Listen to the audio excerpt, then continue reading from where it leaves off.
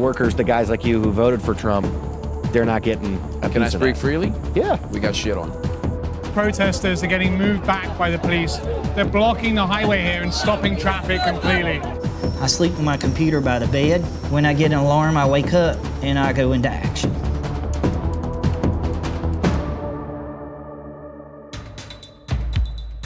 Pakistan's High Court suspended the sentence of former Prime Minister Nawaz Sharif 2 months into a 10-year jail term. Sharif, his daughter, and son-in-law were convicted on corruption charges in July after failing to explain how they bought several expensive London apartments. Sharif's supporters celebrated outside the court, which suspended all 3 sentences, saying the prosecution failed to show the apartments belonged to Sharif. The poster child of 3D printed guns was charged with the sexual assault of a minor. Austin police say Cody Wilson learned he was being investigated before leaving for Taiwan's capital, where he was last seen.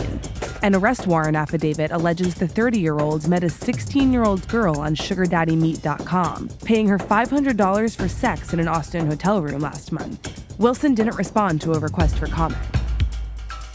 Germany's top spy chief has been pushed out of his job after being accused of having far-right sympathies for claiming that a video that appeared to show a mob of far-right protesters chasing an immigrant was fake, directly contradicting Chancellor Angela Merkel. But firing Hans-Georg Maaßen, who's since walked back his claims, denying he favors the far right, would threaten a delicate power balance in Merkel's coalition.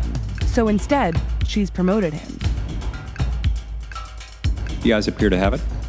The ayes do have it. The bill as amended is passed. The Senate unanimously passed the biggest change to U.S. copyright law in 20 years. The Music Modernization Act aims to catch up with the streaming era by creating a new agency to collect and pay out royalties, updating how royalty rates are set, compensating artists for recordings made before 1972, and formalizing how royalties are paid to producers. The first time producers have been mentioned in U.S. copyright law.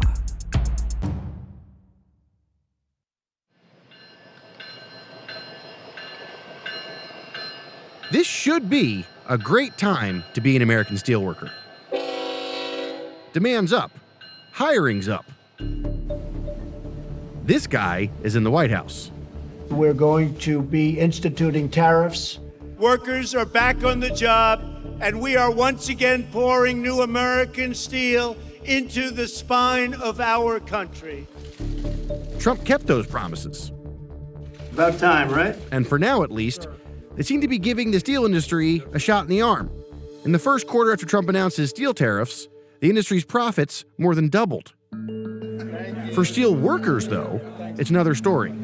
They're still struggling, and they want their share of the steel boom. And I've been a steel worker for 18 years, and I've never seen anything like this in my life, where this company won't even negotiate with us.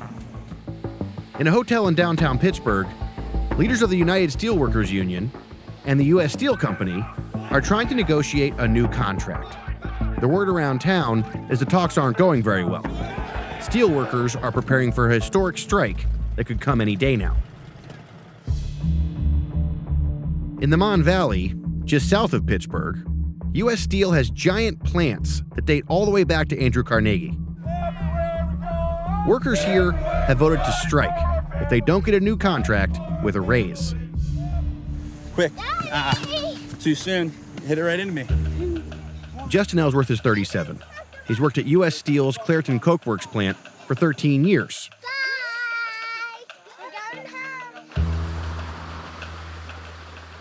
This is great. You know, I will try the black IPA. When it comes to beer, he drinks local. I live 2 of those right next to them. When it comes to politics, he's a Bernie guy. Why am I sitting in a town where industry has this industry that was promised it was going to come back? Has come back.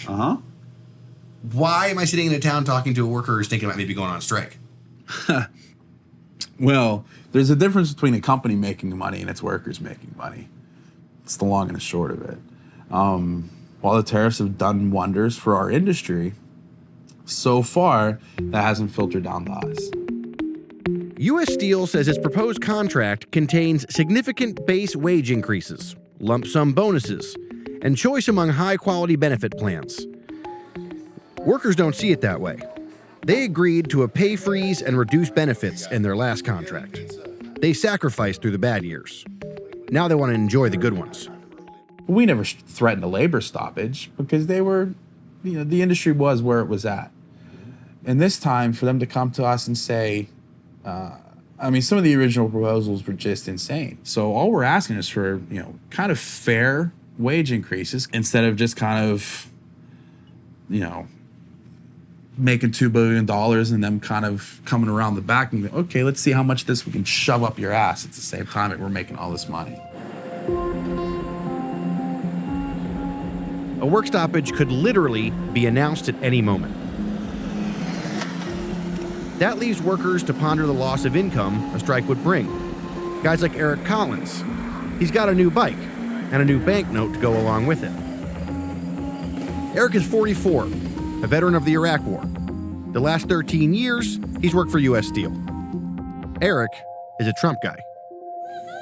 Eric and the people who run U.S. Steel agree on a lot of stuff. They both thought a vote for Trump would make them money. The steel industry got everything it wanted out of the president, essentially. Yes. And then the workers, the guys like you who voted for Trump, they're not getting a piece Can I of speak that. freely? Yeah. We got shit on. By who? By the corporation itself. But when the president talked about steel on the campaign trail, he talked about the guys who go in the factory. Yes, every the workers, day. us, the blue-collar guys. Do you think he understands that you guys are not feeling like you're getting taken care of? Hopefully it caught his attention, and I hope he would be listening to the workers and not just looking at, look, U.S. Steel stocks are up. They're doing good. What do you want him to do if he could do something? If he, I'd like to have him have a sit down with the CEO and tell him to stop being an asshole. And this isn't what I gave the tax breaks for. So guys like only him can benefit and reap from what we sow. The politics could get really awkward. Conservatives generally don't support strikes. But what are they going to do if the industry that strikes is one that Trump loves to love? This is going to be the real test, right? Because Trump is a businessman and he is a friend of the working man, or so he says. Yes. So this is where we're going to have the division about decide which side's going to win out. Which side do you think is going to win out? As a hardcore, right-wing person, I would be extremely disappointed if he sided with, the corporate greed side. I'd be really disappointed.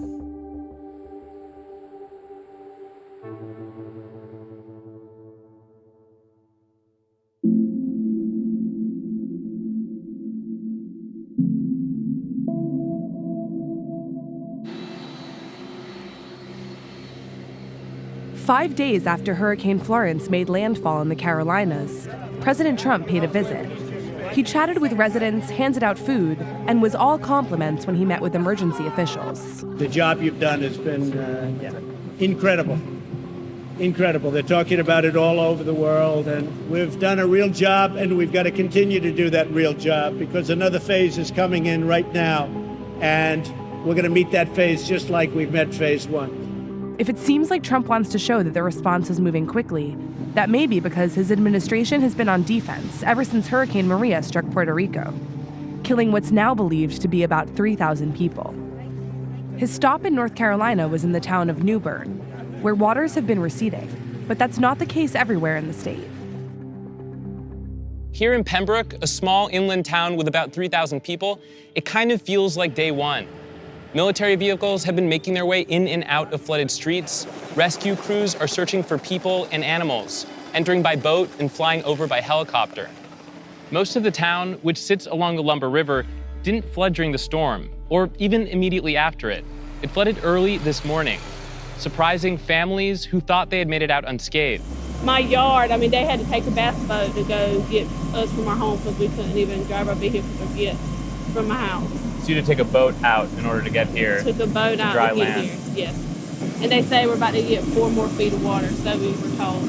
So it's just starting here. Yeah. What's happening here in Pembroke is exactly what public officials have been warning about since Monday, when the rain finally stopped. Many rivers in North Carolina are still sitting at or near record levels, threatening makeshift provisions that were put in place to stop water from flooding onto streets. They can only hold the water for so long, and when they give, The water can flow into neighborhoods for days. It's rising as we speak. If you look, when we first got here, it wasn't in the highway right here, but now it's in the highway, so it's definitely rising. It's still rising. FEMA adjusters say they're only a day or two away from making it to the ground to assess damage. The very first step in giving money to homeowners so they can pay for repairs. But it could be weeks before folks in some parts of the state know how they fared. Pembroke is not the only place that is going to suffer a second flood. Officials in Lumberton, about 10 miles away, where water has begun to recede, have already started warning residents that it could flood again. Whenever people do make it home, it'll still just be the start. It's something folks here understand better than most. Hurricane Matthew hit 2 years ago, but it was just this past June that Robeson County announced it would be getting $11 million from FEMA to repair, replace, or demolish 119 buildings. I think it takes years because even there's some people around here that it's been 2 years, not even 2 years, and they're still not back to normalcy from Matthew. So I think it definitely takes years. It's sad.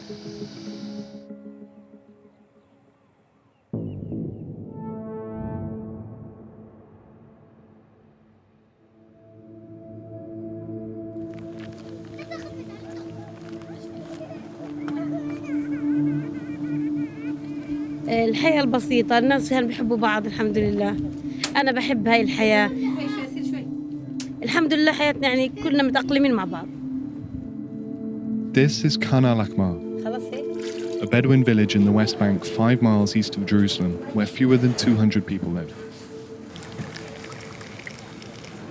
Qasim, Yusuf Abu Dahuk, and their 4 kids call this home. إحنا موجودين هون في الخان الأحمر من زمان، يعني من أول أمهاتنا ووالدتنا، وتجوزنا هون، كبرنا هون وخلفنا هون، وحياتنا كلها هون. It may not seem like much, but the land is ideal for Bedouins, who take their hundreds of sheep and goats to graze in the open fields. وقصة حب وعشق مع هذه الأرض، يعني عقائدية ودينية ووطنية وإنسانية. But now, they're waiting for the bulldozers.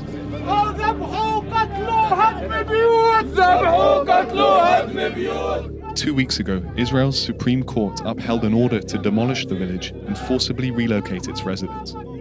In 2009, the Israeli Ministry of Defense ordered the demolition, citing zoning concerns since the village is so close to Route 1, a major highway connecting Jerusalem to the Dead Sea. It's now one of 46 communities facing demolition orders.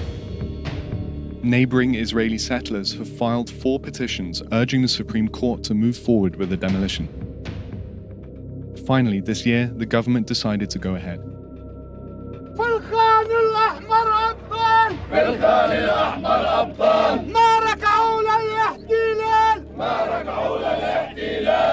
Every Friday since the court announced its decision, activists from around the West Bank have descended on Khan al-Ahmar. What's left now after this decision? What are the options now? We will protect the Khan al-Ahmar with our bodies. This decision is a decision of an occupation. It is not a real court. They are playing even with their rules.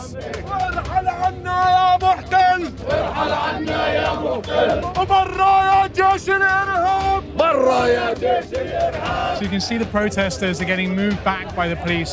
They're blocking the highway here and stopping traffic completely. This is the kind of thing that's been a flashpoint in the past. Khan al-Ahmar is sandwiched between 2 major Israeli settlements, and villagers say Israel wants to evict them to build more, creating a giant block that would physically separate Jerusalem from Palestinians in the West Bank.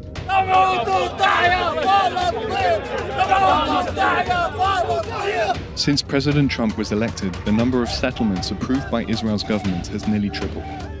Palestinians say this administration has given Israel a pass to do what it wants.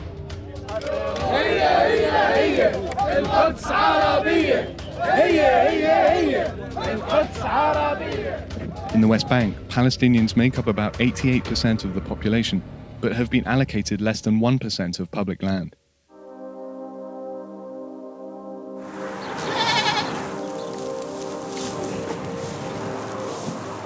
This village has been here since the 1950s, well before Route 1 was paved. The tribe was relocated here after they were kicked out of the Negev desert when the State of Israel was formed. جينا سكننا هم هجرونا قبل 50 سنة وسكننا إحنا هون. هيك تقريبا صفت حياتنا من مهجر لمهجر. فهاي مش حياة اللي إحنا عايشينها. يعني حالة نفسية، يعني إحنا صح بنحاول إنه نبين قدام أولادنا إننا قويين ومش خايفين، بس الحالة الصعبة يعني إنه إحنا حالتنا النفسية كتير تعبانة وكتير يعني صعبة.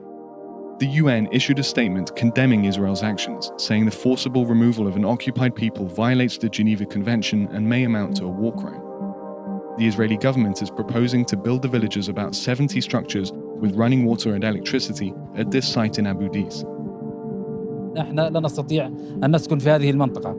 يعني إذا بينتقل لهذه المنطقة لا فيها مكان للرعي ويريد أن يخنقنا في هذه المناطق. هذه المناطق لا تناسبنا قطعا.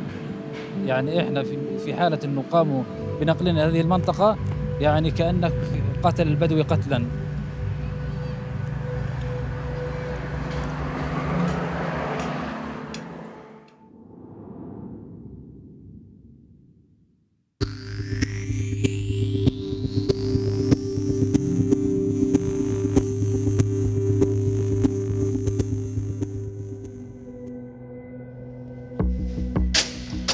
I have an alert for a drone, so let me find out the location. Start prison lockdown 313. Institutional lockdown in 12 hours. It takes us anywhere from 5 to 7 minutes to lock down the entire prison, to clear the yard and get the inmates in the dorm. I did spot a drone in the sky back towards the back field. He was flying along that field. Well, the signal has ceased now that we're locking the institution down. This was probably a failed attempt to smuggle drugs in. By the time we spot the drone that's located at the north end of our prison, the drone could have flown over the prison, and we're just not going to take those chances. My job here is the warden of the prison, oversee 265 staff and over 1,600 plus inmates. We typically see contraband from the levels of tobacco, meth. We find in syringes, pills, actually flew in through drones and actually dropped inside of the prison. Contraband can corrupt the entire prison. When you don't control contraband, you don't control the safety of the inmates, you don't control the safety of your officers, and you don't control the safety of the community. There's other drone detection systems that are used at other prisons, but nothing comparable to the one that we're currently using. Ours tells you where it's at and where it's moving to. We know where the controller is, where the drone is, where to go, how far it is from the prison. I sleep with my computer by the bed. When I get an alarm, I wake up and I go into action. This is one we caught in a tree line. They take a S-hook like you hang a plant on, and then they attach a bag to that with the contraband inside. 99.9% is at night. Every time it hits the ground, it releases the package. This is the stuff we found. They had these prepackaged vials of tobacco. People transporting this stuff in is like 3 grams for this much tobacco. The other stuff I've got in here is cell phones. And as you can see, they keep these things taped up together tight. In this one particular drop, we have 22 cell phones. This was a bundle of 3 taped together. So this is a real-time flight here. What you're seeing here is a depiction of a drone flight, and this shows me its path. And as you see, this drone flew over the facility, and that's where they start throwing resources in to try to start throwing some heat in on these people. We want this to stop. It's not common to catch the people at the moment, because we know they can see you from the air. So there's a big chance they're gonna get away. In the past, we've caught people that were probationers and then known gang-affiliated people flying in. They pay somebody that may be inside the gang. They know very little information, so when we catch them, it makes it hard to trace down. There's not a prison that's not fighting this issue. If they say they're not facing it, they're just not admitting to it.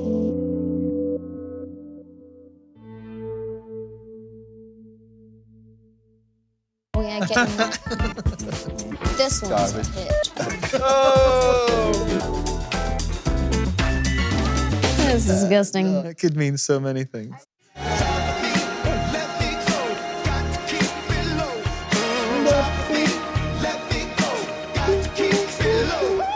Yeah, I like that one. I was going to say it sounded pretty 90s, and then it sounded really 70s, because Yeah. he's always been really into that kind of retro nostalgic. I was getting a heavy, like, Seal Yeah, like 90s vibe. I like the chorus a lot.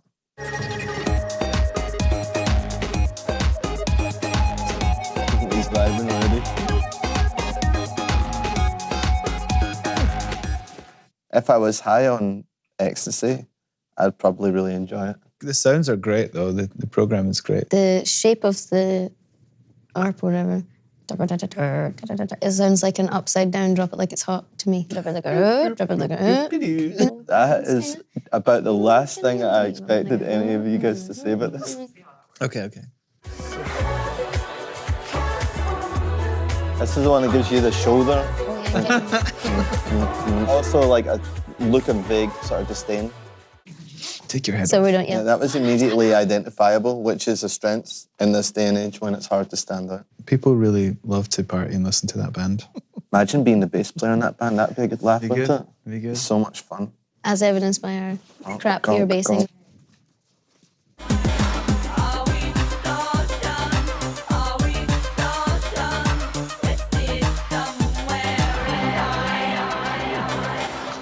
It reminds me of a kind of an electro Susie in the Banshees a little bit. The sequence is really odd as well. Yeah. It catches the ear. It's really imperfect. Yeah, it's like crush nuts almost. I like it. The goths like dress like executives now, like executive goths with nice trousers, but like really too short for you, and some statement socks, and then they've got a polo shirt on. Maybe Not a bit real of goths, outline. though, are they? Yeah, they're real goths. They've just evolved. They've all got short haircuts now, like tight haircuts, not like Robert Smith or anything like that anymore. That's all done. The original goth. Kind of a shame. I miss that era. It's my favourite goths.